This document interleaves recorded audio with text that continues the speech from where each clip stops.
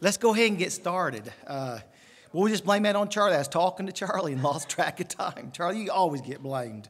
But we're excited. Like we said, we want to continue with our mission day today. It's been a good day.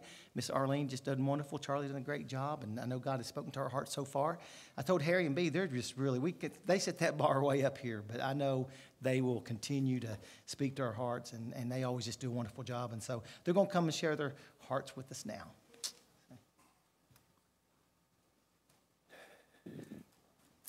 Thank you, Pastor. If you guys will show the scripture verses. What we're doing tonight is, if we get it, you got it? Okay. What we're doing tonight is what the church did almost 2,000 years ago and has been doing all these 2,000 years. Let's look. Paul and Barnabas sailed to Antioch, from whence they had recommended by the grace of God for the work they had fulfilled. And verse 27, and when they were come and had gathered the church together, they rehearsed all that God had done with them, and how he had opened the door of faith unto the Gentiles. So that's what we're doing tonight. We think missionaries ought to be accountable to the people that supported them, prayed for them, gave to them, and that's what we're doing tonight. We're being accountable to you. So, ladies first. I'm going to start with my beautiful wife of 50 years and let her go first.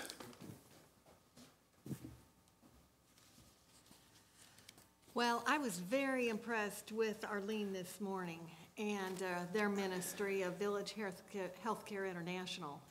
And so I rewrote all my notes.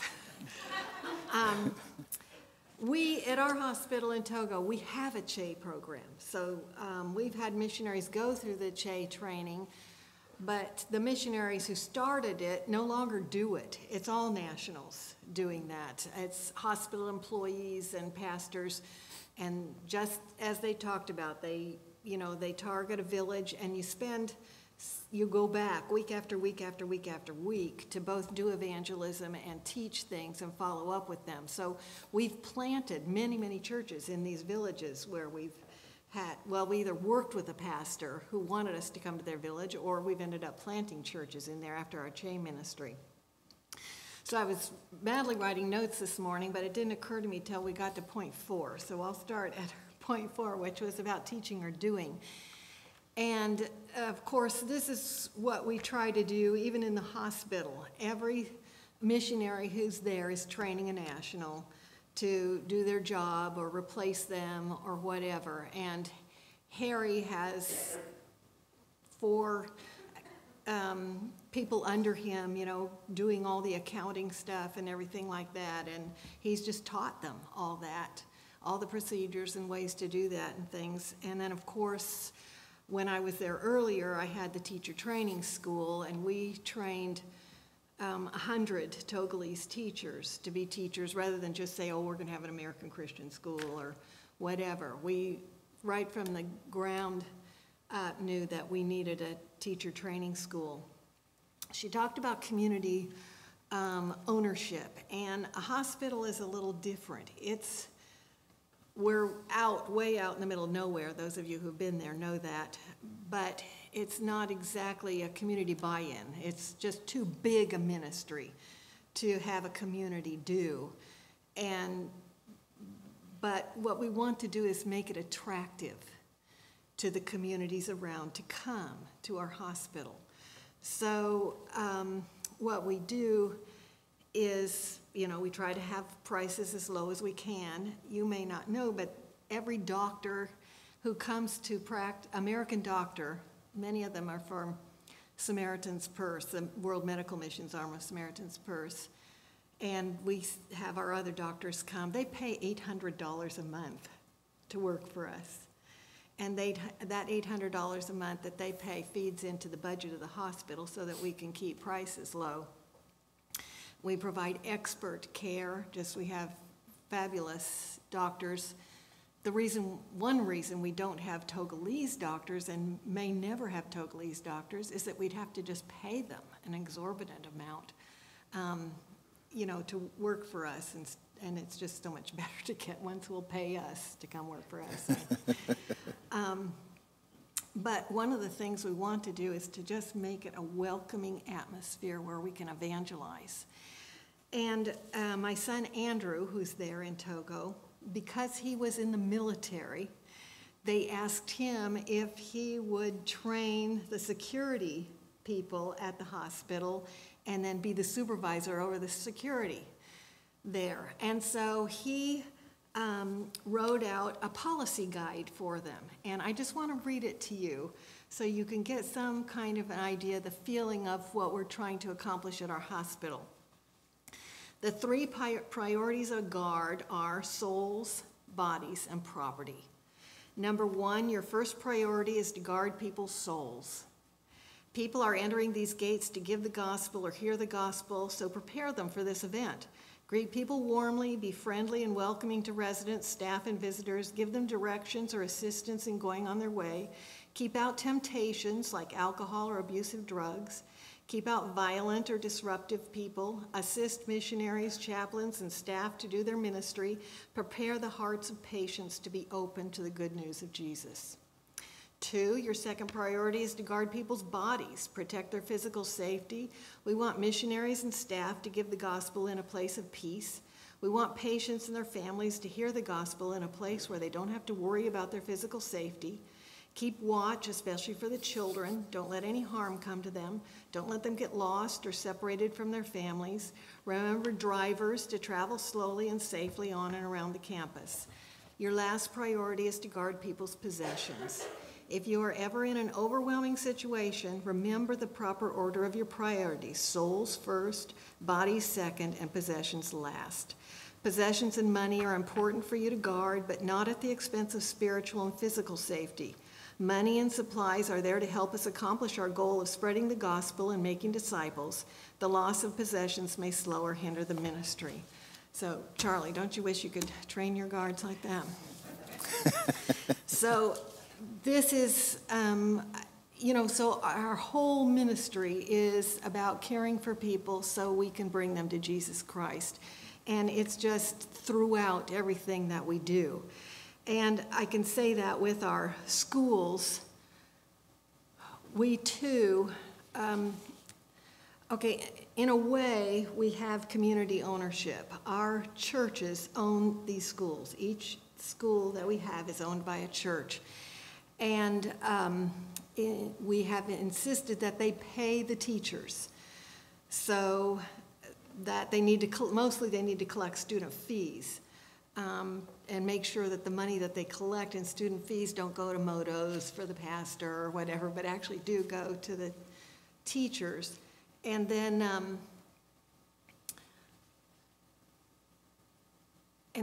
we train the teachers and provide materials. Our schools, again, we want to attract people to our schools. And we have found, while giving them an excellent education is very attractive to people, what mostly attracts them is that we teach the Bible to these children and we change their behavior. And so we just have, our schools are full to bursting, 55 first graders in one of the classrooms and 52 and 49. And so we need to just expand again. But I want to read you, I asked some teachers, what are some of the benefits that your church gains from these schools? And this is what they said. Children have a huge understanding of the Bible. At the Christmas Eve program, when the children recite verses, they can explain them. Children tell stories and recite verses in catechism at home. Parents are very appreciative. In many homes, children explain Bible stories and verses to their parents. Several parents have been saved because of the testimony and behavior of their children. Our church is in a predominantly Muslim community, one said. Many Muslim parents send their children to our school and appreciate the Bible teaching that their children get. The teachers appreciate all the teaching materials. They had no idea that teaching materials could be used so well to explain things to children. Imagine. They now see the value of using their native language with the students to ensure the children understand what they're saying. This was just novel to ours, and as far as I know, it's unique to our schools, that when children come in the kindergarten and the first grade, the teachers will speak to them in a language they understand instead of French. And it says their use of native language has greatly increased the children's comprehension of subjects. Parents at first disparaged the use of their native tongue, but now they see the value. Another said there's a great difference in behavior between children in our schools and those in other schools. Our children do not steal at school. And several local public officials are curious about what we do and appreciate it, and many of them send their children to our schools. So we just want to attract people from many communities to these schools and then to the churches. Another thing she mentioned was mature leadership. And of course, this is mostly Andrew's job in Togo. He is the head of the Bible Institute and helps train for the Bible Institute. And so over the years, we've done a great job of training leaders. We have churches that have planted daughter churches, 3, 10, 17 daughter churches around.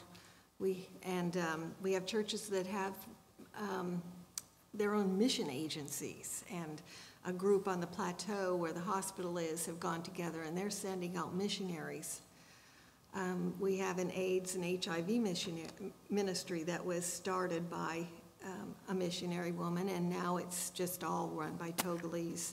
And of course, our schools. We couldn't run our schools without our Togolese nationals that we've trained and do just an excellent job. Her 7th point was sustainability, and of course, your first thought when you develop a mission, especially in first world countries like Africa or Haiti or something, is that you want it to be sustainable. But I grapple with that, and I don't know that it ever can be totally sustainable.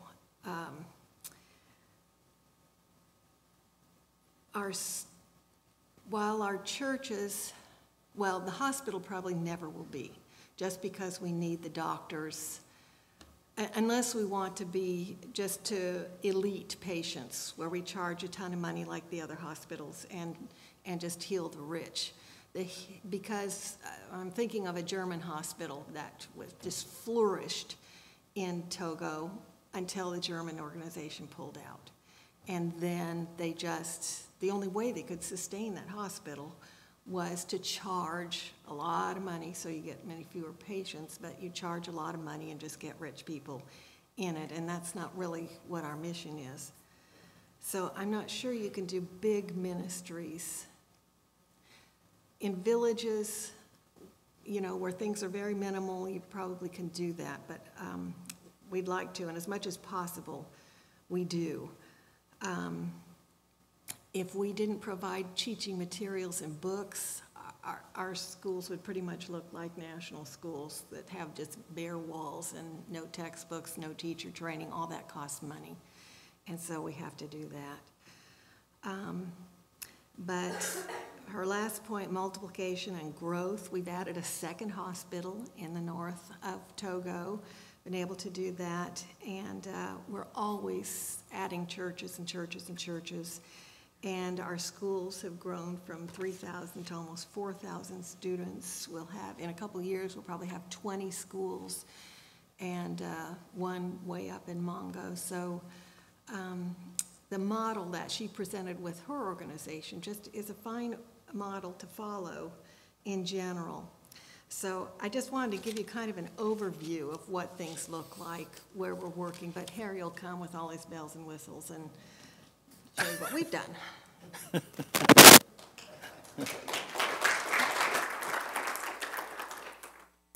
Yes, a hospital is not a minor operation.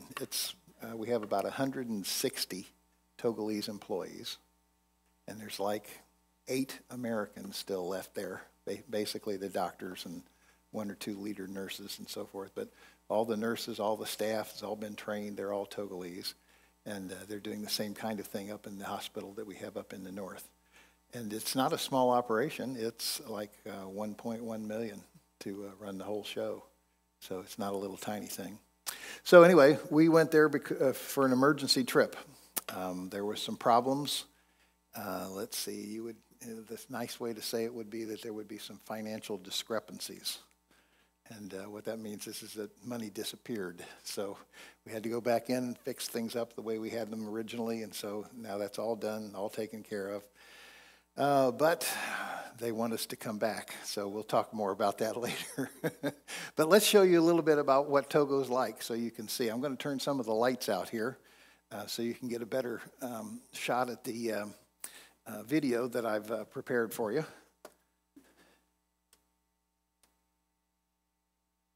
Get it all out there? There we go.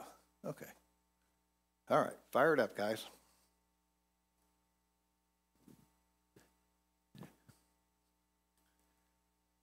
Okay. This is our African church. It runs roughly the same size as Ewtonville. So you can see the little differences in the construction. You see these are air block walls, no air conditioning. We do have fans. So we're a wealthy church. We have fans, and we have backs on the pews. So we are top quality, okay? And off to the left, you can see the church parking lot. And do you notice something? Everybody's parked in the shade because it's about 100 degrees there, okay? And a little further to the left, you can see some goats that we're visiting that day. So we have all kinds of animals that wander through periodically. You'll see a chicken or a lizard or come through our church on Sunday morning. So,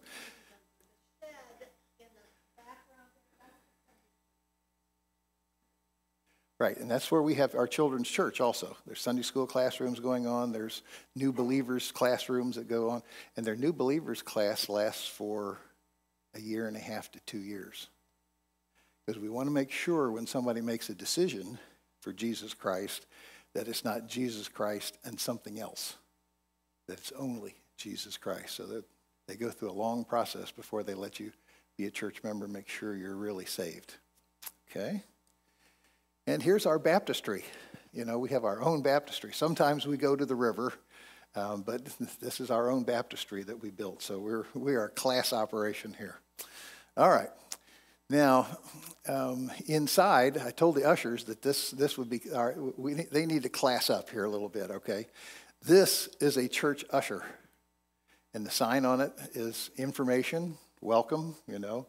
So and that's one of the ladies there that had the nursery. They have the nursery is outside. They can still hear the service and so forth, but basically they're outside in the shade, okay? And let's see, this is our pastor and translator. There's always 2 pulpits in a Togolese church because you speak in 2 different languages. So everything takes twice as long, okay? And this particular day, there was a baby dedication, just like we had here a couple weeks ago, right? So this was Sato. This was one of our old teachers and his wife. And so then they asked the family to come up. Togolese families are not just husband and wife and children and mom and dad, okay? They're the whole family, the extended family, all right? And what's interesting is that this one salary that this young man gets paid, he's a nurse right now, that supports the whole rest of the family, okay? So you have to contribute to the support of everybody in the family, okay? Now, I promised that the choir would get some special numbers here. All right. So pay attention to various things. You'll see drums. I want you to notice how the choir sways back and forth. You can look at some of the outfits. You will enjoy this little clip.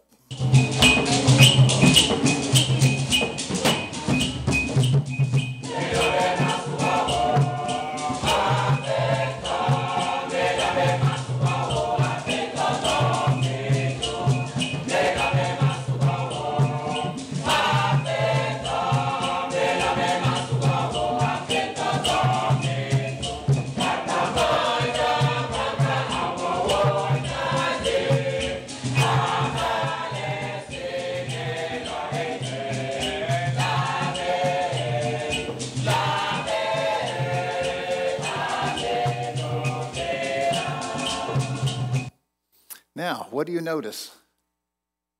No music. It's all memorized. Every song the choir sings is memorized.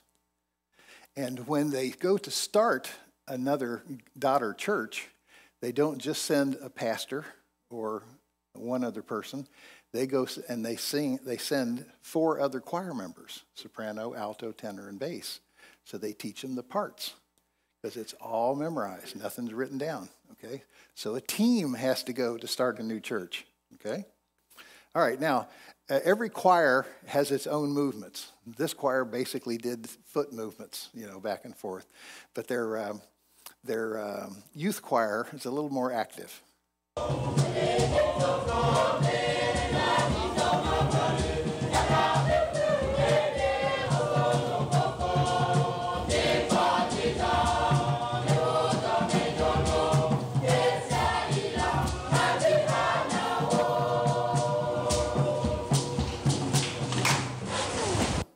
Okay.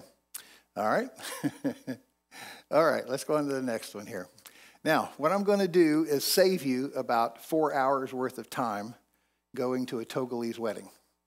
They last that long, 3 to 5 hours usually, okay? But I wanted to point out to you some of the richness of their culture. Now, what are our weddings like? We have nice, dignified music. The bride comes down the aisle. Maybe there's some activity or some laughter or something at the end. Togolese weddings are totally different, all right? Here's the first step, and see what you notice on this wedding. That's still true. Starts with the choir.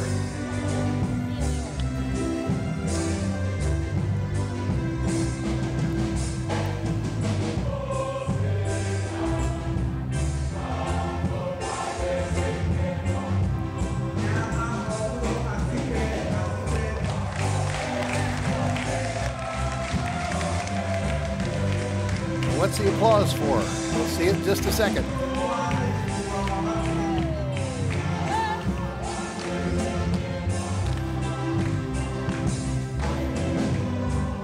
Might want to look at some of the women's hairdos here too.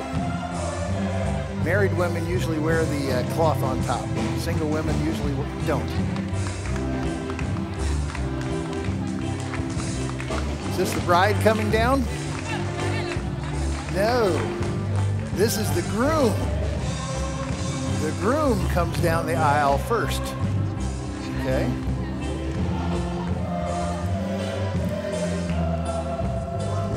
And then you say, what's that other guy there with him? Both the bride and the groom have an older married person with them to give them counsel before their marriage. And they also walk down the aisle with them.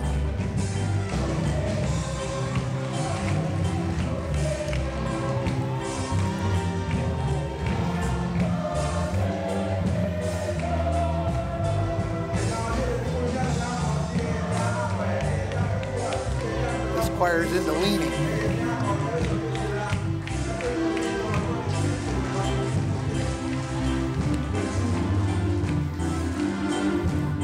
He knows that everybody wants a photo, so he stops and lets them all take their photos.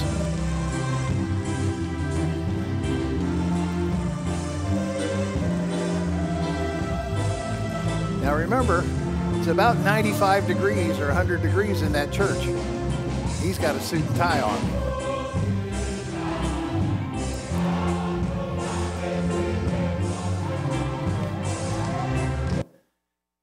See a little difference there? Weddings are exciting times for them. The whole family's involved. Very exciting. Yelling, clapping, cheering, all kinds of things going on. Now, what else happens next?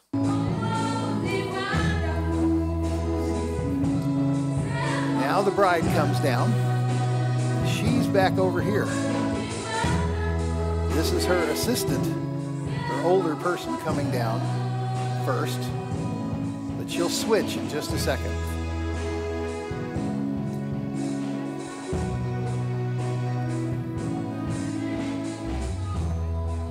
Sometimes it will take 15 to 20 minutes for the bride to make it down the aisle. I mean, you only do it once in your life, right?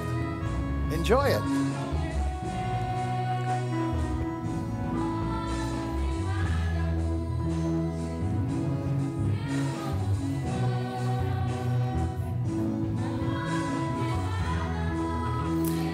Yes, you would think that a poor country like Togo wouldn't have stuff. There's cell phones everywhere.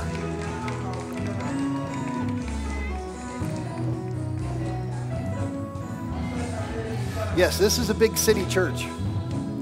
This is an expensive wedding, which the groom has to pay for. He pays for everything. Okay?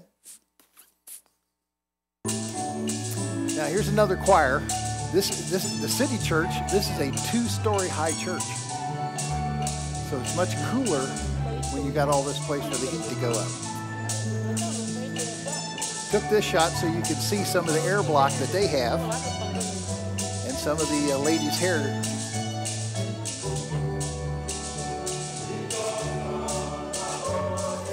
This choir sort of twists.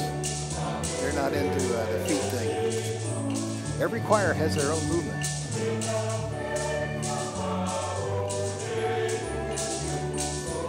And notice all the choirs have matching outfits. You know, they buy the material and get their outfits made.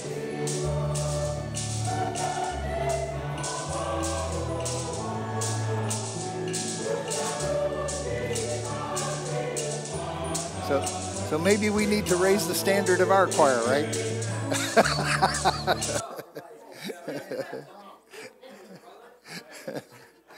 Okay. Okay, now it gets better. Okay, here's the groom. Here's the groom saying his vows to the wife, to the prospective wife.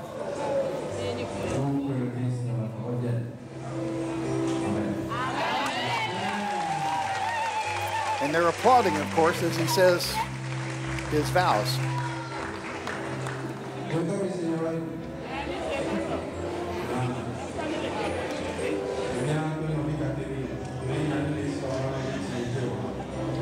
Now notice the assistant here. The bride is sweating. So she gets a cloth, reaches up under the veil, and wipes the sweat off of her face. Make sure she's comfortable.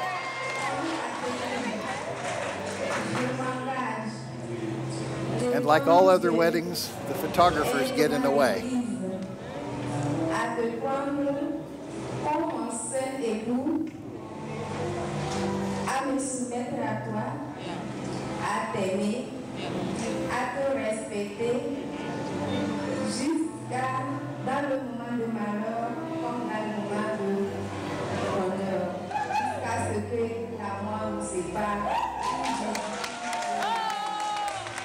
Okay, she just promised to love and obey him. So they're all applauding. Okay? Now, you remember a little trick that was pulled on a guy by the name of Jacob, where he had a wife snuck in on him? This doesn't happen in Togo.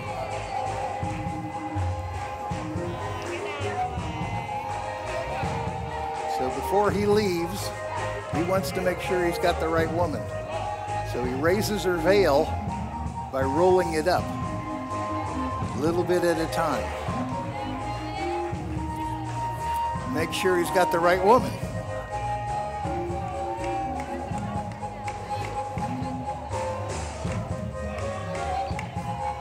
And listen to the music that's being played. Showers of blessing.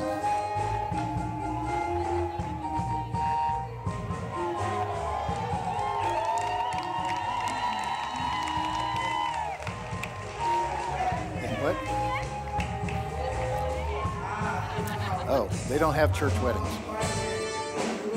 I'll explain that in a second.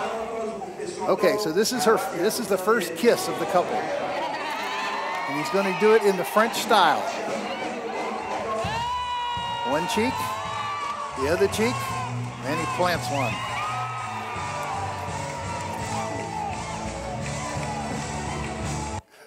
Okay, now in Togo, you can get married 3 times.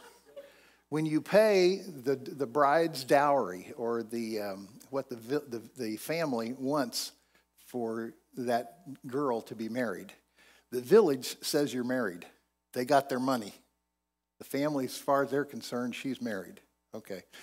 Christians, of course, have a church wedding, like what you're seeing.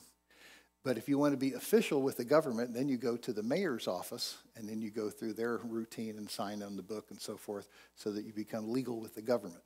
So it takes 3 times if you want to do it right in Togo.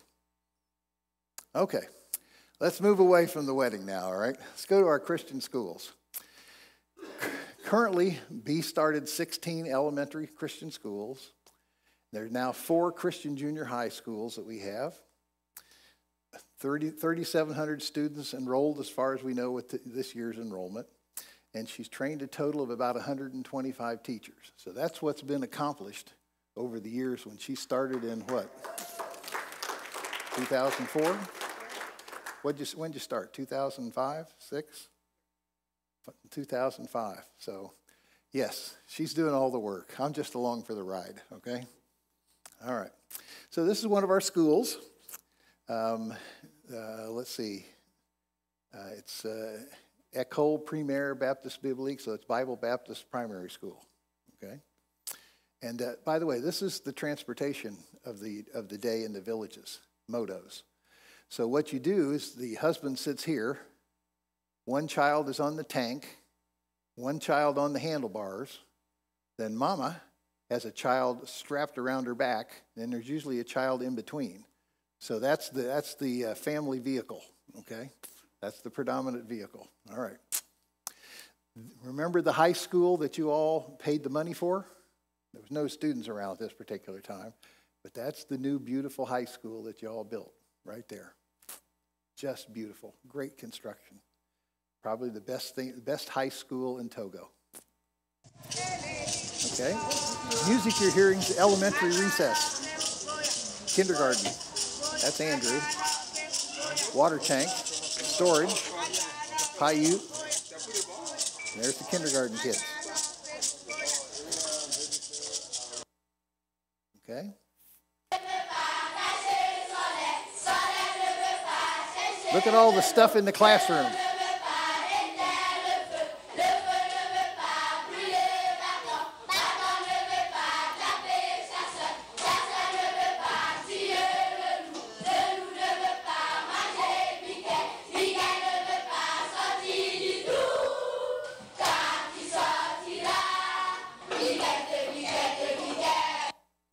Now, did you notice?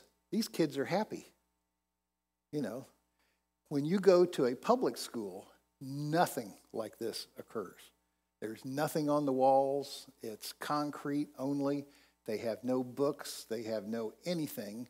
And the kids are not happy because their teachers hit them. I mean, you know, like not just with spanking them. You know, we had one lady we observed that had a fan belt that was broken. And she just went up and down the aisle whacking kids, you know, try to keep control because she had probably, 80 first graders? I mean, so the normal education in Togo is horrible, just awful.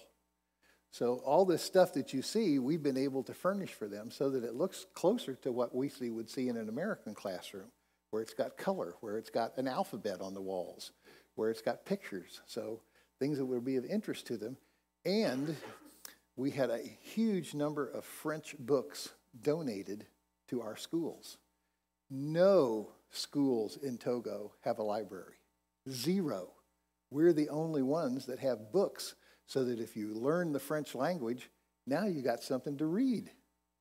So it's just amazing that what our schools have been able to accomplish.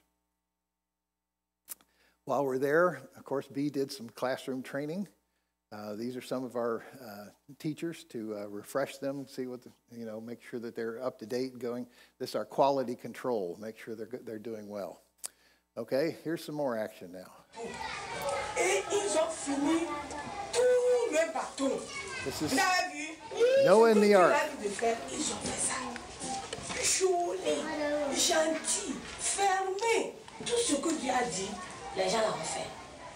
Et vous, si Dieu vous dit de faire quelque chose, vous allez le faire là. Maman! Oui. Qui veut faire? Si Dieu dit, fais ça là. Tu vas faire. Qui va faire? Moi, je vais faire. Quand tu vas faire là? Oui. C'est bon. Dieu dit, Dieu vous dit les enfants, si on fait le cours, on ne bavarde pas. Vous allez obéir à Dieu là? Oui. C'est On ferme la bouche. On ne parle pas en des... Si tu veux parler, tu lèves le doigt et la maîtresse te dit oui toi, oui toi. Et quand tu parles, les autres écoutent. Ou bien? Oui. Très bien. Donc vous êtes les enfants de Dieu et on doit obéir. Vous avez compris? See, with a little bit of training, this teacher is an active teacher. She has those kids engaged. They're answering back. They're involved in what's going on in that story. If you're in the typical Togolese classroom, the kids are afraid to say any word whatsoever. Because if the teacher asks them a question and they get it wrong, sometimes they're hit, and sometimes they're just say, 0, you're stupid, and go on to the next child. So these kids are learning something, much less the Bible stories. And then also notice she's got a jacket on. It's probably only 80 degrees. She's cold. The Togolese will wear clothes all the time where we would just be sweating to death. They're used to it, okay? That's just the way it is. All right. Now, what was I doing while I was up there? All right, this is our main sign, Hôpital Baptiste Biblique, Bible Baptist Hospital. And this is the administration building. There's all kinds of buildings. You'll see a little aerial thing that we have going here, which talks about the ministry and so forth. But that's the little office that I have. And this is where I work. And this is Josh. Josh is an accountant that took over for 3 months after I left. So he's doing a fine job. Now, right next to that, however, was these old crummy-looking trees. So you guys that are into construction, it's sad. These are teak trees that they had to tear up to build. So naturally, after they strip it all off, they're going to cut the wood and sell it and so forth. I mean, this is nice quality, high quality teak wood. And then this next guy, some of you will recognize. Remember this fellow right here? Remember John Tusink? Some of you guys that went? Well, John's there. They're building a new place for the families to stay when they come with the patients.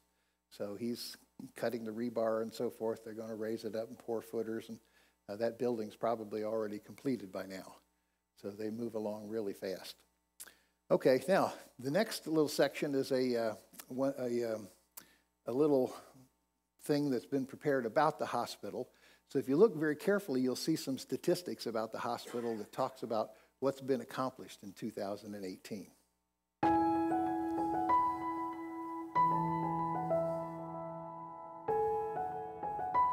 1985.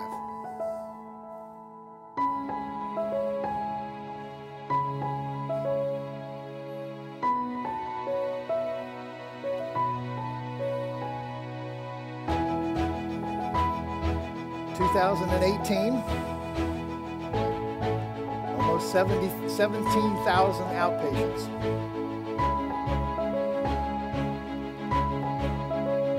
2,700 hospitalized.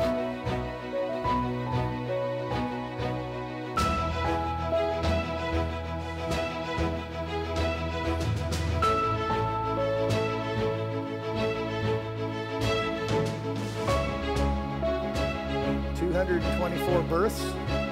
Normally there's about 600. It was a low year. 16 nursing graduates finished this year.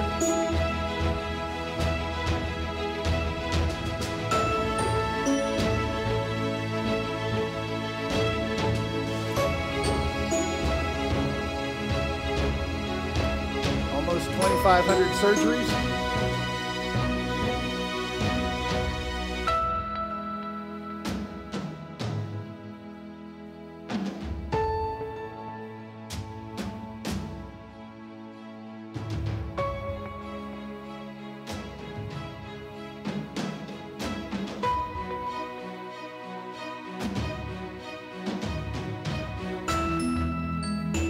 Ultrasound work here. Notice that 1,800 professions of faith in 2018. We have 4 full-time chaplains. That's a GOT, a woman's chaplain. Both the doctors and our nurses give the gospel as well as the chaplains.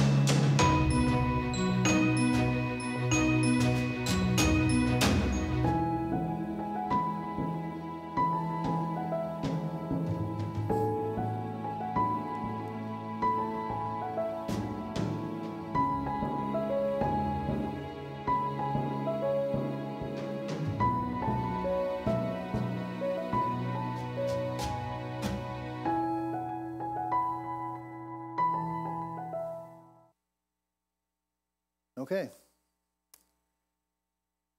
It is a privilege to be part of a ministry like that. I mean, you're talking about an average of 5 souls coming to know the Lord every day. Every day. And a hospital reaches into areas that you would never be able to get to as a church member. You just don't walk into a Muslim area and start giving the gospel. But Muslims come to our hospital all the time. I mean, probably 40% of our patients are Muslims. The hospital up north probably has 80 to 90% of the patients as Muslims.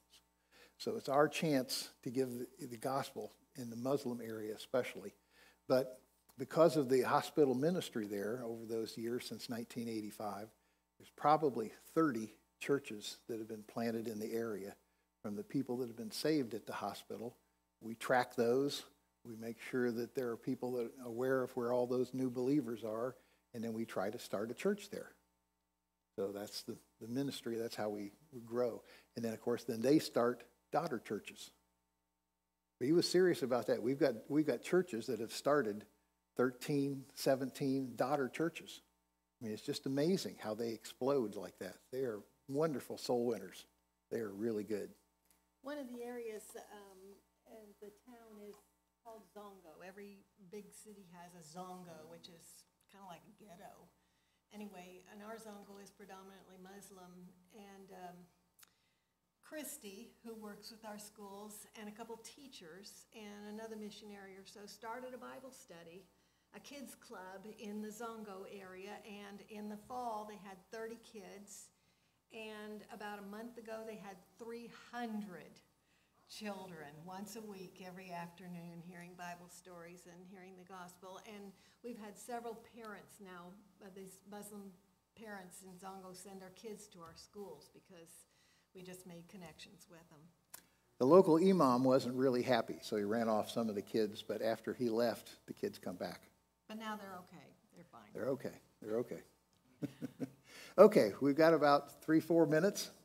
I'm sure we haven't covered everything. What are your questions? One thing about that hospital is you said they lose a lot of babies because they go to these witch doctors everyone first, and then time they get to the hospital it's about this way.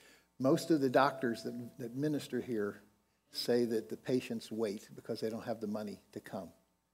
And so therefore most of the things that they come are very advanced. And sometimes they've waited too long and we can't save them.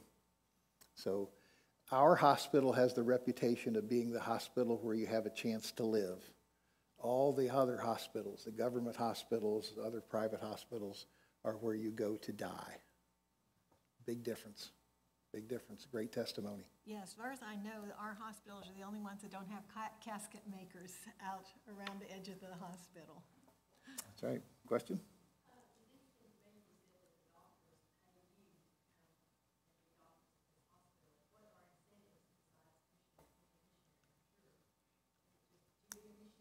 As part of the doctor's support, they raise $800 a month. The nurses that come raise $250 a month. The physician's assistants raise $400 a month. And it goes into the pot, helps us reduce our expenses. With 160 employees, the costs that we have at the hospital pays for all those 160 employees.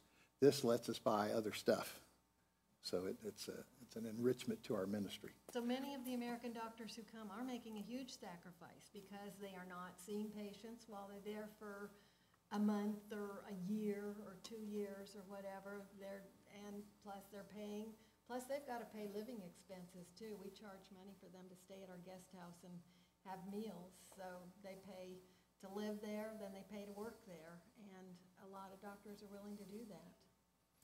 So what they've asked us to do is come back. There's a new hospital director. He's a young guy, doesn't have a lot of experience with finances, and so they want us to come back in the finance area. And of course, the Christian school team always wants Bea to come back because she started this whole thing, and we need to train the new teachers that are replacing some of the ones that we've lost. So we need to make plans on how to do that. All it takes is money. It's no big deal, right? We just need about $750 a month to survive, start a new house there, pay rent and electricity and internet and, you know, all the stuff that you normally have to have for a house. That's really a pretty cheap missionary. They would like us there in June, first middle part of June, so that Bea can do training with the teachers that won't be in classrooms then. So that's their plan. We'll wait and see what God's plan is, okay?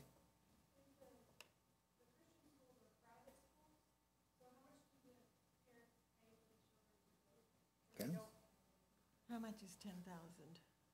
$20? Not quite. About $20 a year.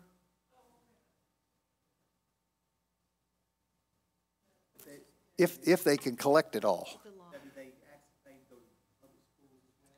Not to elementary schools. The government wanted to show, several years ago, they wanted to show that they were pro-education, so they said we will no longer charge money to go to the elementary schools. It had been about $15, $10 to $15. So it's free. So, but did they build new schools? Did they add new teachers? So now instead of having 60 in your classroom, you have 90 first graders in your classroom, and you still don't have any textbooks, and you still don't have any school supplies. Plus, the schools were allowed to keep 10 or 20% of the school fees that they count. So now you have no money to buy chalk or any kind of documents, so you have to charge. So they do ask the parents to contribute stuff, and it's just miserable. But anyway, yeah, no, we have to pay. We have no other way to pay our teachers. Go ahead. I'm so grateful to come here tonight. I'm blown away at what you guys are doing over there. I had no idea. What is Ewtonville currently doing for you? What do you need? In the past, my Sunday school class and the church has helped with our airline ticket, getting us there, because it was just short term. You know, we live off our Social Security. We're okay. We live in an RV up on our compound with our kids. So we're not heavy into expenses. So Social Security is fine for us. But when we have to set up another house, pay rent, rent appliances, and all that other stuff, that internet and electricity, all that stuff's expensive in those countries. So that's why my estimate's around $750 a month that we have to get for a second house there.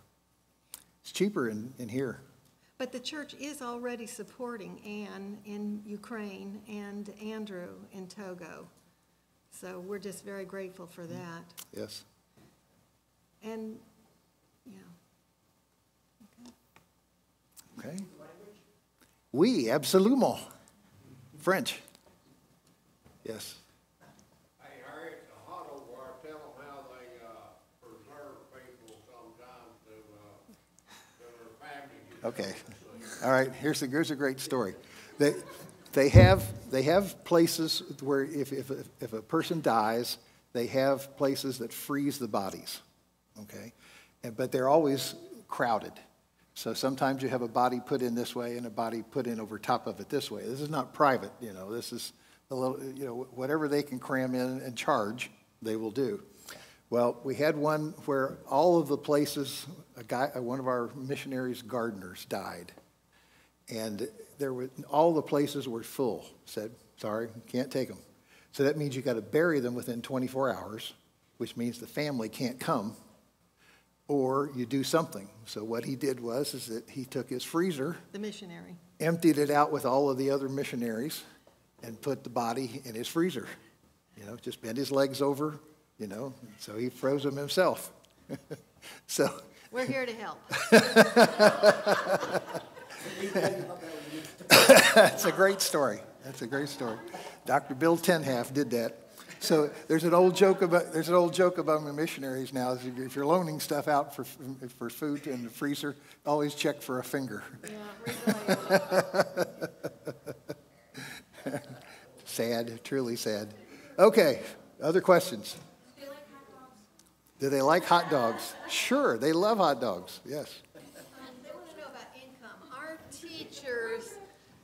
Our teachers, if they're lucky, make about $80, $75 a month. The hospital employees are wealthy. How much do they get? A gardener will make that. The Christian school teachers are the lowest paid full-time Christian employees in the world. Oh, I don't know if they get money. They just See, a lot of sell them are crops subsistence and farmers. stuff, So you got to sell your crop and see what you get. barter and stuff. Yeah, it's not a lot. Except in Lomé. In the big cities, of course, they have good jobs and Yeah. stuff, and they all aspire to work for the government. Yeah, you don't want your child to be a missionary or a pastor. You want him to be a government employee, because they almost are never fired and they get good salaries and great retirement. When they pay. Okay, that's good.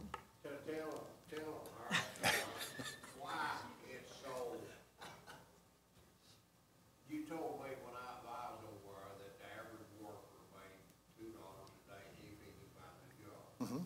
You said a skilled man made up to $5 a day if he was skilled, but a gallon of gas costs $5, right? Yep, that's right. That's one of those. $5 for a gallon of gas. So transportation's expensive. And it's not going to get any better anytime soon because these people are just so dishonest. The government primarily is just really dishonest and ineffective. And our teachers just the only hope they see for Togo is the children that they're teaching. We are preparing these teachers to rule in eternity and to take over Togo and bring Christ and honesty and Christian values to the country in Togo. And they just firmly believe that that's our only hope for Togo is in bringing people to Christ, and it's true. Let's go. Okay. Thank you.